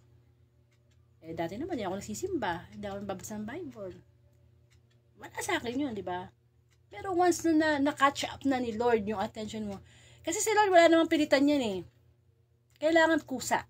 Mararamdaman mo na lang yung kusa. Mararamdaman mo na lang yan. At yung gusto ng Panginoon. Of course. Kayamanan ang salita. Tandaan nyo yan. Kayaman. Kaya ako mayaman ako Utang kayo sa akin, sa salita ng Diyos, bibigyan ko kayo. Mayaman ako sa salita ng Diyos. Mas pipiliin ko pa yan kaysa maging bilyonarya ako. Bakit? Kasi salita ng Diyos, hindi mananakaw yan eh. Hindi mananakaw. Talagang sa'yo yan eh. Parang pinag-aralan yan eh. Kaya lang, sabi nga yung education, hindi yan mananakaw. Pero yung salita ng Diyos, hindi talaga mananakaw yan pag nasa puso mo yan. Hanggang kabilang buhay mo yan. Amen. So, alam niyo na ha, ang totoong problema, paano ka makapunta sa langit ha? Ha? Hanggang hindi tayo napupunta sa langit ha, malaki problema natin ha. Ay, ako hanggang hindi ako nakakapasok sa langit, laki pa rin ang problema ko ngayon. No? Alam kong kulang na kulang pa itong ginagawa ko. Sa dami ng blessing na binigay sa akin ng Diyos. Kulang na kulang pa. Hindi ba? O di mas lalo na kung wala tayong ginagawa sa Diyos, talagang malaki yung kakulangan natin sa Panginoon. Mahalin natin ang Diyos na higit sa lahat. Mahal mo asawa mo, mas mahal mo ang Diyos. Mahal mo ang anak mo, mas mahal mo ang Diyos. Kasi kasi God is a jealous God eh. Kapag inuna natin ng Diyos, actually hindi nga inuna, talagang siya lang yung mahal natin. Yung pagmamahal natin sa ating kapwa, resulta na lang yan ng pagmamahal natin sa Panginoon. Kailangan may importansya siya sa buhay natin. Kailangan. Huwag tayong patukso, paligaw sa dyablo. Kailangan yung spiritual life natin nagtataas. Tumataas. Yan ang maaaring kulang sa atin. Actually, yan talagang kulang sa atin. Kaya tingnan mo, no, generation ngayon. Dati, ng panahon natin, nagdadasal bago kumain. Ngayon, wala, nagsiselfie. Bago kumain. Hindi na nagdadasal. Tayo ang pag-asa ng pananampalataya. Simulan natin sa ating mga anak, apo. Introduce natin si God. Yung pag-ibig ng Diyos. Yung pag-ibig na ating mga anak, ng mga ating apo, introduce natin yung pag-ibig ng Diyos. Hindi yung pag-ibig sa mundo. Amen. Para na sa ganitong gospel na nagpakita ang Panginoong Jesus sa kanyang 11 alagad. At yung yung sinubo niya yung 72, magampanan natin, no? Napakahalaga na maglingkod tayo sa Diyos. Umpisahan natin saan? Pag-share ng gospel. Paglilingkod dyan. Araw-araw. I-share mo tong gospel, Monday gospel, Tuesday gospel sa timeline mo. Kasi nga, yan ay commandment ni God. Kasi yan ang mission, vision, tinrabaho ng Panginoong Jesus. Anak na ng Diyos, ay naku naman, lagi naman nangangaral. Tayo pa kaya? Inuutusan tayo ha. Kay bata ka, kay lalaki ka, kay babae ka, inuutusan tayo to proclaim, ipalaganap ang mabuting balita through social media. Through social media. Hindi ka na inuutosan ng Diyos na kumato ka sa kapitbahay mo, may dala kang Bible, hoy halika, babasahan kita ng hindi. Through social media, we can spread the word of God. At may biyaya yan. May sweldo yan, kapatid. May sweldo yan, sinasabi ko sa inyo. Sa bawat gospel na i-share nyo sa timeline nyo, may sweldo yan spiritually. Amen. At saka syempre nade-develop na yung relasyon mo sa Panginoon kasi nakikilala mo na siya eh. At nagpapakilala naman ng Diyos sa mga tao na talaga, huy, hating gabi na, madaling araw na, Brother Toti, kamusta ka? Oy, may utang ka sa akin kay God. Sa February, kailangan mag-guest ka dito ha. Hindi ka nakapag-guest ng December at saka January. Kailangan sa February ay mag-guest ka, Brother Toti. Naintindihan mo? Ayun. Diba?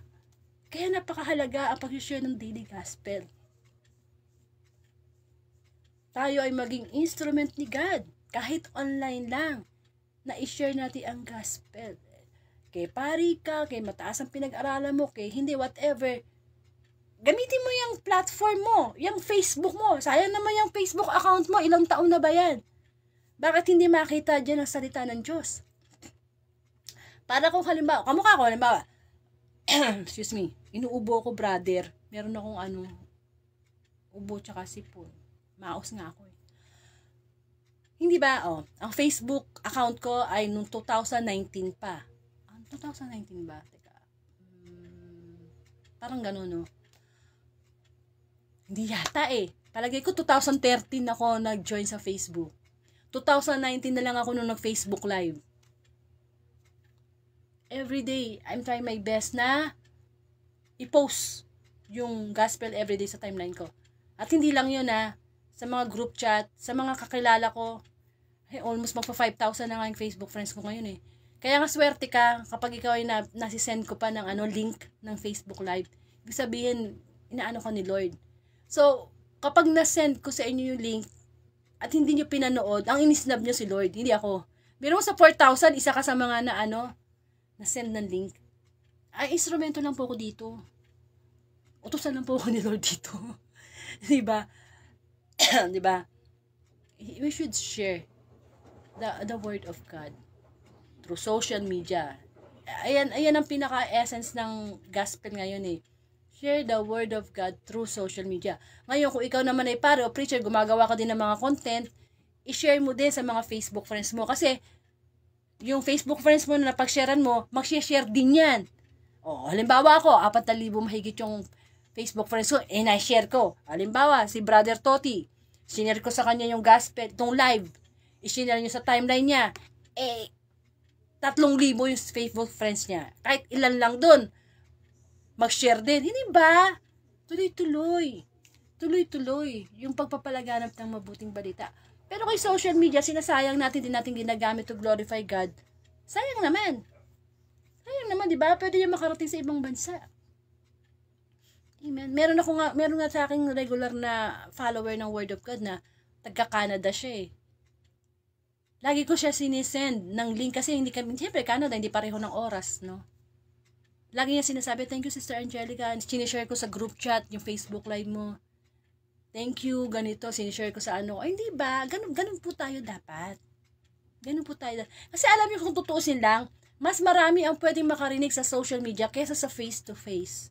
Kasi ang social media, minsan, accidentally, minsan nabubuksan niya kung Facebook friends mo, di ba? Hindi ka mukha ng face-to-face, pupunta ka lang sa isang lugar, yung mga tao na roon, excuse me, yung mga taong naroon pupuntahan mo, mga ano na yun eh, mga willing nang tumanggap yun sa Diyos eh. Mga willing na yun, yung mga taong pupuntahan mo, mga willing na yun. Unlike sa social media, sa mga Facebook live, yung makakarinig, mga unwilling pa yan eh. Mga iba dyan, first time pa lang makakarinig eh. Kaya ang dami ng population sa social media na dapat makarinig at ma-share natin ng gospel. Huwag tayong makontento sa face-to-face kasi yung face-to-face, mga willing na yan. Ang social media, ang daming walang willing. Kaya dapat magandang gabi sa iyo, Brother Gilbert Torde, na i-share ang mabuting balita. Kasi meron dyan, bigla na lang dada sa feed nyo eh. Bubuksan na, ay may ganito palang content na everyday nag-gospel, everyday ng mabuting balita. Tapos ipamamalita niya sa iba. Hindi ba?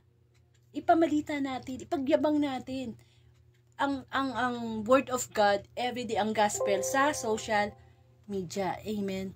Upang sa ganon, mag-glorify si God. Amen.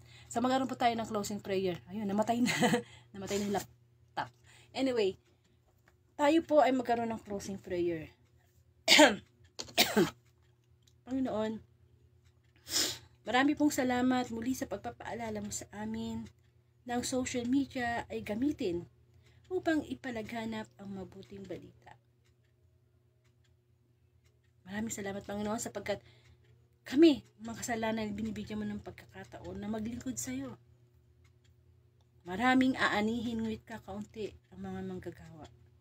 Idalangin namin sa inyo na through face-to-face and most especially online, mga online preachers na pwede mong gamitin sa Facebook Live na ito upang ipalaganap yung balita. Touch them, O Lord.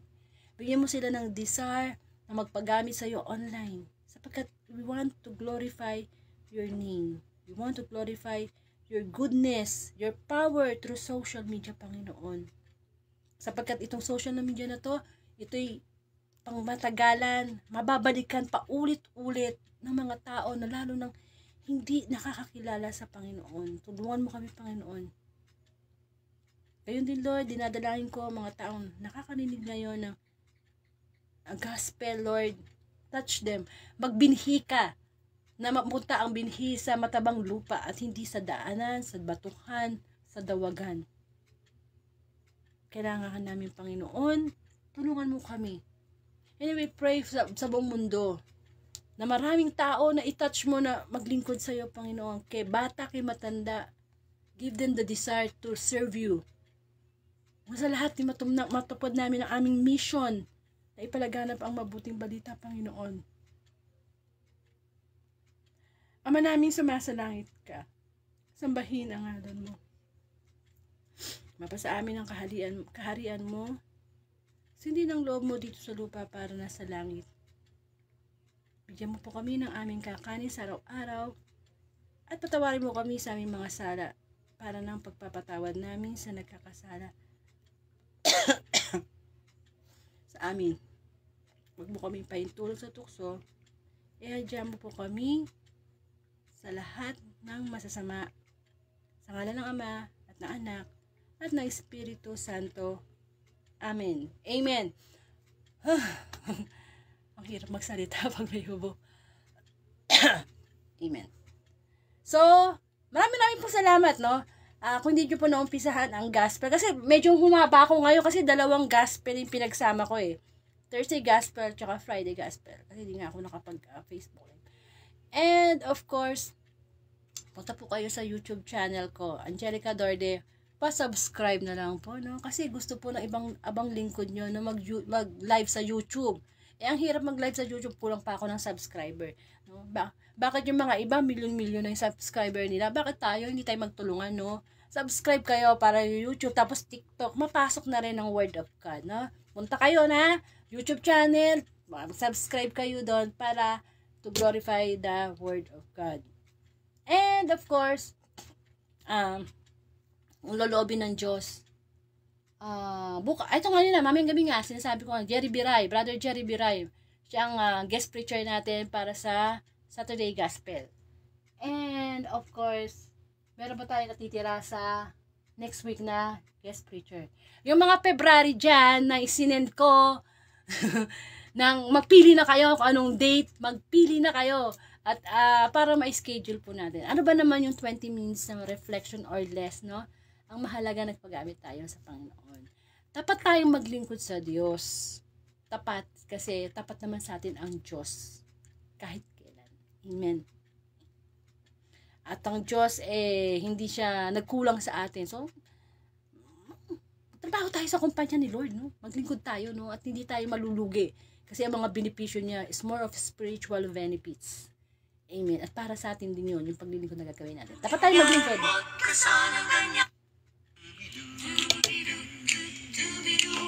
Dami ako'y labas-pasok lang sa simbahan. Makipagkita ang bagong damit, makipagsosyalan. Ano ang napapansin, bigyan ko yan ang tulong. Ayokong gawin, salamat sa Diyos. At ang buhay ko'y binago na rin. Nagbago na rin. Dapat akong maglilingkod na may pagpapakumbabang loob. Dagat ang Diyos ang nagbigay ng katalinuhan kong taglay. Kaya't kahit ako'y di mapansin, sa ating Diyos maglilingkod pa rin. Dapat akong maglilingkod. Dapat akong maglilingkod.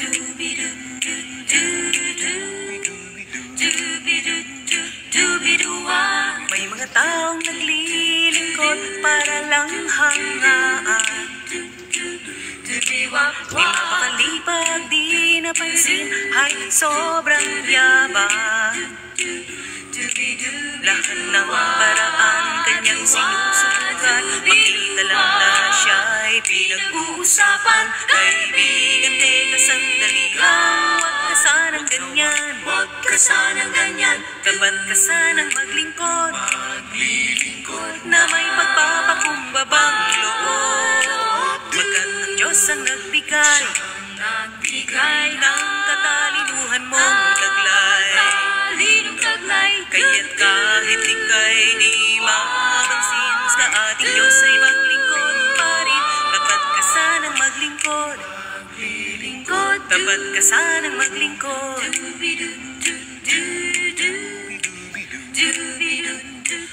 Sa bawat araw iyong alalahanin pag-ibig ng Diyos na bigay sa iyo. Bilang ganti ay karapat dapat na siya ay paglingkuran mo ng tapat. Kaya sa iglesyang kinabibilangan ipagkaloob ang taglay mong lakas. Punuan ang pangangailangan, pagpapalain ka ng Diyos sa wakas. Tapat na tayong maglingkod na may pagpapakumbabang loob. Magab ng Diyos ang nagbigay ng katalinuhan ng taglay. Kaya't kahit tayo'y di mapansin, sa ating Diyos ay maglingkod pa rin. Dapat na tayong maglingkod. Dapat na tayong maglingkod. Dapat akong maglingkod. Dapat na sanang maglingkod. Dapat na tayong maglingkod.